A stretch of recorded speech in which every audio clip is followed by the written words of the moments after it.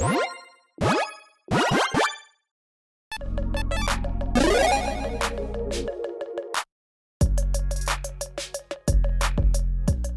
everyone, Mitch coming up with the Commander's Core Studio. Welcome to the show. So today's episode comes to you courtesy of one of my amazing patrons, Tyler, who's been supporting this channel as a general tier patron, and I truly couldn't do this without the support from amazing patrons like Tyler. So again, Tyler, thank you so much. And actually for this episode, Tyler's going to handle the intro for me. Hey Mitch, thanks for having me back on here. You did so good with my last Mutate deck that I had to go with the mechanic again. This time I want you to make a deck using Vadrok Apex of Thunder to make a fun deck that uses the weird interaction of Mutate with the card Leadership Vacuum. This will put all of your cards back into the command zone. Now while this might not be a deck that wins actual games, but sometimes I feel like you just gotta style on people. And style on people we shall. Yeah, a fantastic pick. And actually, I didn't know that this interaction actually works, so there was any way to actually get any other creatures or anything back in your command zone except for your commander. So thank you for making me aware of this incredible interaction. And yeah, this deck was a blast to build. Let's talk with a commander really quick. A 3/3 Elemental Cat Dinosaur for Jeskai colors. Also has a mutate cost for 1 Azorius red. Flying first strike. Whenever this creature mutates, you may cast target non-creature card with converted mana cost 3 less for without paying its mana cost. Again, with mutating, essentially, if you cast a spell for its mutate cost, you put it over under target non-human creature you own. They mutate into the creature on top plus all abilities from under it. Basically become kind of like one card. And yeah, if you're keeping it as your commander, you're like, okay, cool. Now all of a sudden that changes the bottom card to also kind of like be with your commander, and with a certain other card, yeah, we can turn that into a very, very strange situation where we just keep bringing cards back to our command zone again and again and again. And we'll talk about that card here in just a little bit and kind of talk about the details of that. But yeah, even with a crazy concept like this, it doesn't have to break your bank though, because the total cost of this deck is just $17.66 according to Moxfield. Now, that doesn't include shipping or basic lands, but you already have those basic lands. Maybe you got them lying around. Maybe you got some friends that have some. Maybe you've got an LGS that's willing to give you them, or just buy them in bulk. And there you go. You've got your basic lands set up for future decks as well. If you are interested in this deck, make sure you check out that deck list link in the description below. It is quite the spicy one. With all that said, let's jump into the tactics.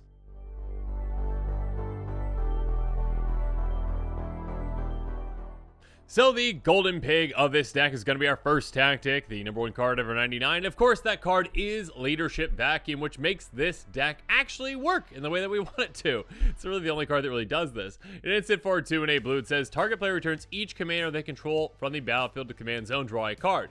Now, typically, this would be used against an opponent and say like, hey, you, who's got either one or more commanders, if you got, partner commanders or whatnot, bring your commanders back to the command zone. Haha! And I shall draw a card. I've slowed you down.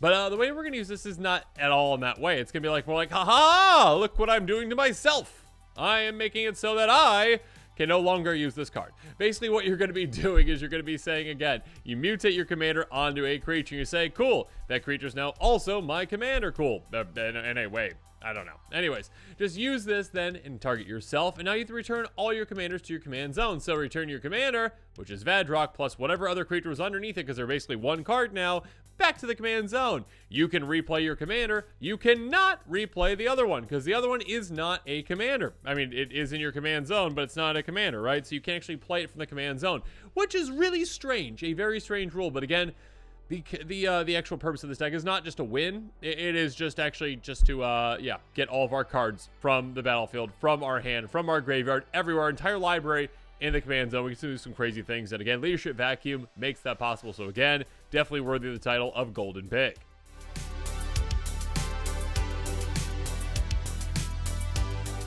Now let's move on to tag number 2, start small, because yeah, when it comes to having the big goal of bringing all of our cards from, well, everywhere and put them into our command zone, well, we need to start small with, maybe Wayfarer's Bauble. First up, there's Wayfarer's Bauble. Pay 2 tap sacrifice. Go to base land and play tapped.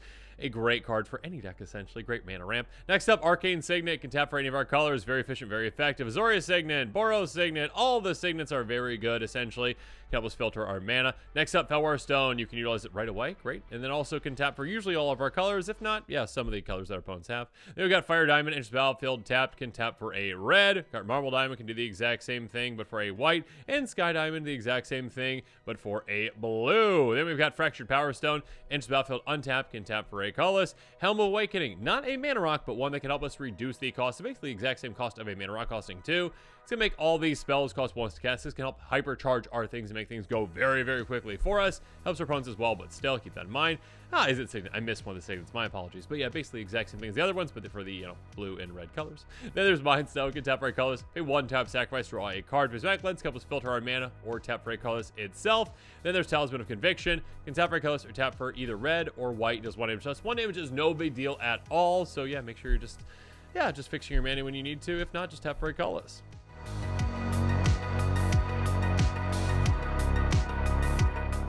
But we are not done with ramping just yet, so let's move on to attack number 3, much mana. Because, yeah, Astral Cornucopia, put a lot of mana into this. It's going to enter the battlefield with X charge counters on it and tap choose a color, add 1 mana for each of those charge counters. Similarly, we got Everflowing Chalice.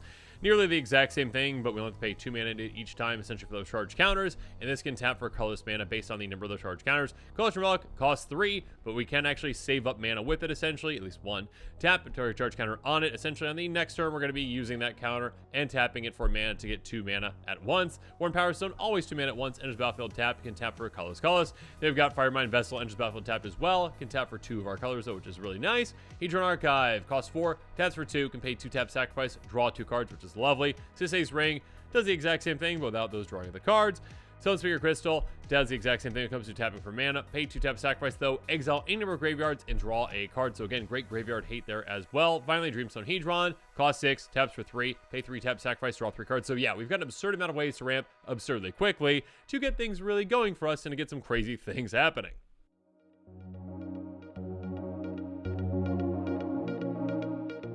Because speaking of crazy things, let's move on to attack number 4, to infinity. Because yeah, we're going to be using Dual Caster Mage with a variety of combos. Actually, we've got quite the variety of combos for this kind of a deck. Because what we want to do is, well, maybe generate this little thing called infinite mana. And when we do that, we've got a lot of avenues to getting everything, from, again, our hand, our graveyard, play, library, into our command zone. Which is a very strange phrase to say, but let's just go step by step at a time. So first up, Dual Caster Mage. 2/2 with Flash, Human Wizard, costing 1 red, enters battlefield, copy target, insert sorcery spell, choose targets the copy. Essentially, usually you could use this, for, and if you're supposed to double it up, cool, extra value, or just for an opponent spell. Or we can use it on something like Ghostly Flicker, which is a crazy broken card. Instant for 2 and red, I should say, with the right cards. Exile 2 target artifacts, creatures, enter lands you control, return those cards to battlefield under control. So essentially, hey, target 2 of your lands to start with, probably, right? Anyways, play this, and then while this is on the stack, before it resolves, cast Dual Caster Mage. Copy this spell. With the copy, you're going to basically blink Dual Caster Mage plus 1 of your lands. And then you're going to keep copying that again and again and again, because every single time you blink Dual Caster Mage comes back into play, that ETB can copy the Ghostly Flicker that is still on the stack, the original Ghostly Flicker. So you basically infinitely copy that, and then all of a sudden you've got infinite mana, thanks to, again, being able to bounce one of your lands, not bounce, blink one of your lands essentially, comes right back into play. You can use that mana right away. So yeah, infinite, essentially, ETBs, infinite mana. We've got other creatures that have ETBs that we're going to take advantage of as well. But yeah, essentially, it's a great way to just start things off and set yourself up for success by just getting this little thing called, again, infinite mana. And when you have that, there's plenty of avenues to get to where you want to be. So also, we're going to be running Narumea Master Wizard. Very similar to a Dual Caster Mage, not quite as good, but still very good in this kind of a deck. 3/3 Flash, Human Wizard for 2 blue. Enters the battlefield, copy target instant sorcery spell you control. So it's the copy. So again, this cannot be flexible enough to actually copy an opponent's spell. Again, most of the time though, we just want to copy one of our own anyways. Also, wizards get +1. That's nice, I guess. We don't really care about that. Again, either way, infinite mana in combination with Ghostly Flicker though. So that is absolutely huge and can really help us up and set ourselves up for victory.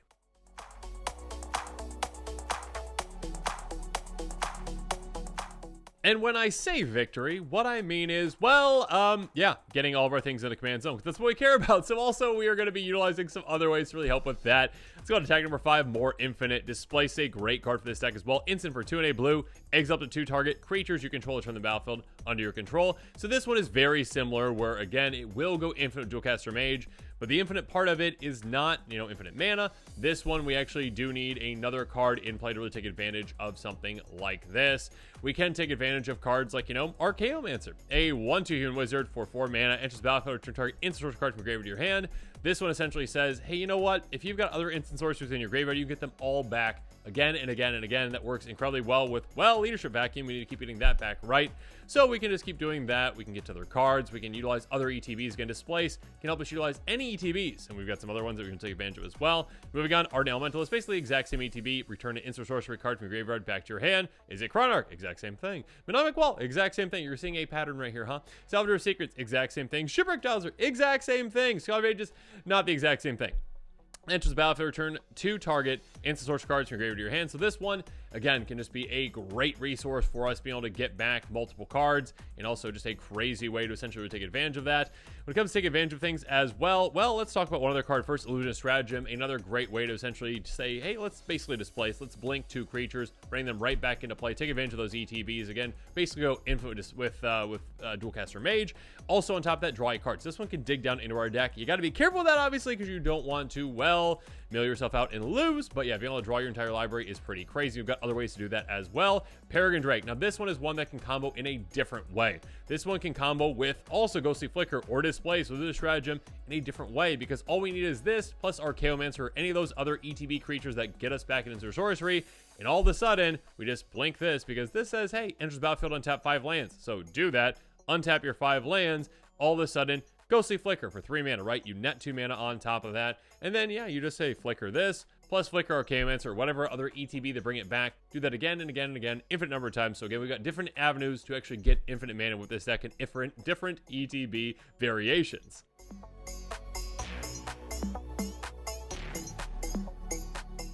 So now let's move on to tag number 6, Infinite Knowledge, because yeah, how are we actually going to get to all those amazing cards?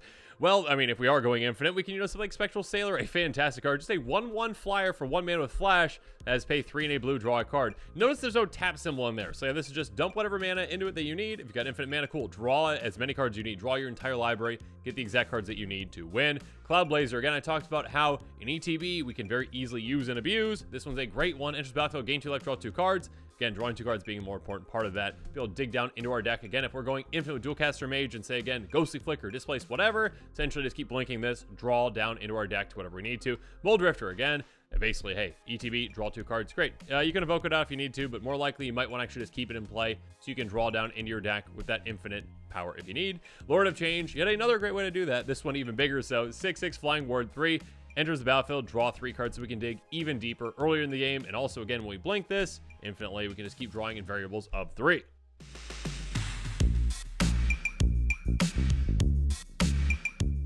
But yeah, if we do have infinite mana, yeah, we can have some X spells that can really help us just get the exact cards that we need to win the game. Or early in the game, we can dump a lot of mana into our X spells because, well, again, like I said, we've got a ton of mana rocks that I already went over that can really help us out. Cold Epiphany is a great one to dig deep early. Instant for X and a blue, draw X cards and discard X cards. You get a 1/1 spirit for each of those cards, of those different kinds of cards, discard this way. Most importantly, again, though, hey, just dump mana into this, get the cards that you need, dig down, and get to those combo pieces first. Or again, late in the game, just, hey, draw your entire deck, essentially, and then just discard whatever you need, you don't need, essentially, for the situation you're in. Next up, Mind Spray. Draw X cards. Again, hey, early on, just dig down into your deck. Get those key pieces that you need to combo. Later in the game, draw your entire library. Do what you need to do. Pull from tomorrow, basically exact same thing. Instant speed, though, draw X cards, discard a single card. Silver Scrutiny. Draw X cards, or hey, you can cast it for flash speed if you're just going to be drawing 3 cards essentially or less. That's okay though. Then we've got Commander's Insight. You're going to draw X cards plus an additional card for each time you cast the commander from the commands in this game. That can actually be a lot. If you actually do want to win, this can be a win condition for you because you can force a player to draw. So there's a way to do that. Next up, Even the Score. Basically, if an opponent drew 4 or more cards in a turn, we get to cast this for just X. Draw X cards. That can be absolutely incredible. Genius Mastery. Again, kind of like Stroke of Genius, essentially, but sorcery speed. Or if you just want to cast it for essentially 3 mana, you're going to be drawing 3 cards, an opponent gets 2 treasures, and they scry 2. Some extra value from them. Sphinx Revelation, basically a giant draw spell at instant speed, but also a giant gain life spell, so that can be great. Stroke of Genius, I guess I thought I already mentioned this one. I didn't. Instant speed, target player draws X cards. So again, a way to take a player out. If you actually want to win with this after you put all your cards in the command zone or whatever, sure, you can do that by taking a player out in that way. Universal Surveillance, improvise, and draw X cards as well. So our artifacts can help us with that. Finally, Transcendent Message. Our creature can help with this. Convoke, draw X cards. So yeah, another great way to dig down into our deck early, or again, late game, just say like, oh, I'm going infinite. Cool, infinite mana, awesome. I will go get the exact cards I need, being probably my entire library.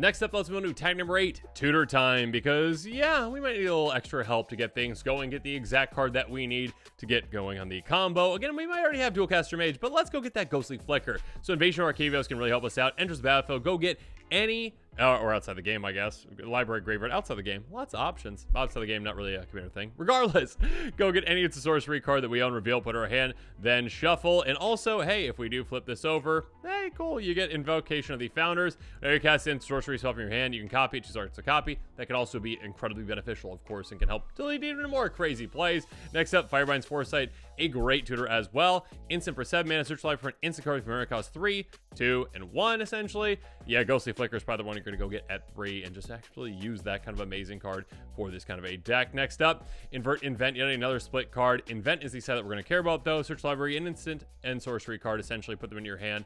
6-minute instant speed. It's going to be a great tutor effect. Go get the exact card that you need. Again, one of those combo pieces unexpectedly right before your turn, and then set yourself up to do exactly what you need to do.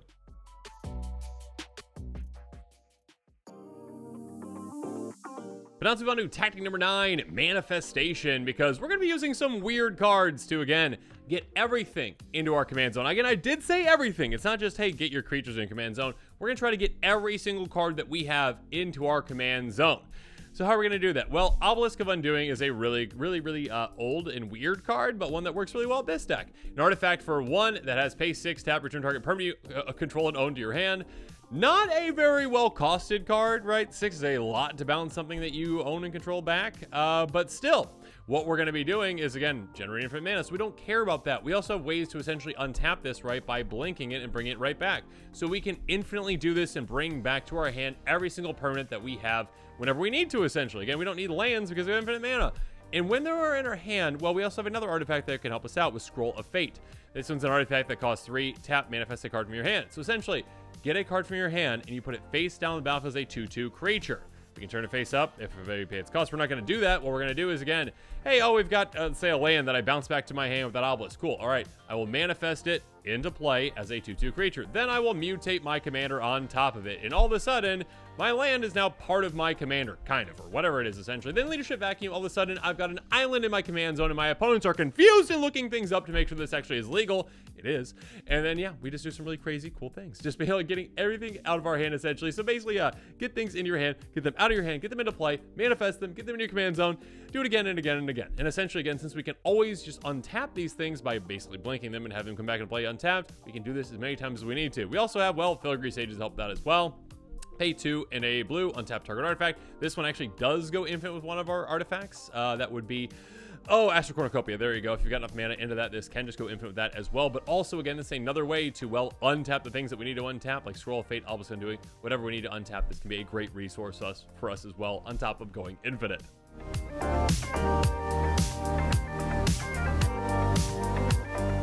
Now let's move on to tactic number 10, Stick Around. And I mean that in a few ways because, well, first up, we don't want to lose the game. No, we don't. We really don't want to lose the game. We want to be able to get everything in the command zone, and then sure, we can lose the game. I don't know. Or win it. Whatever we want to do at that point. But basically, one way to not lose the game is not to mill ourselves out and draw out, but Obstinate Familiar is a very weird way that we can ensure that we do that. A 1/1 Lizard for a single red mana.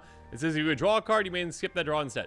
Basically, hey, I don't want to lose by drawing out, so I'm not trying to win. I'm not trying to lab man win, but I am trying to say, you know what? Nah, I'm just not going to draw. I'm just going to skip those draws. So again, when you draw your entire deck and you're doing all these crazy things, and maybe you've got some other things that are forcing you to draw, like losing a stratagem, those kinds of cards, now you don't have to. You're going to say, no, I'm just going to skip those draws. I'm fine. I'm fine.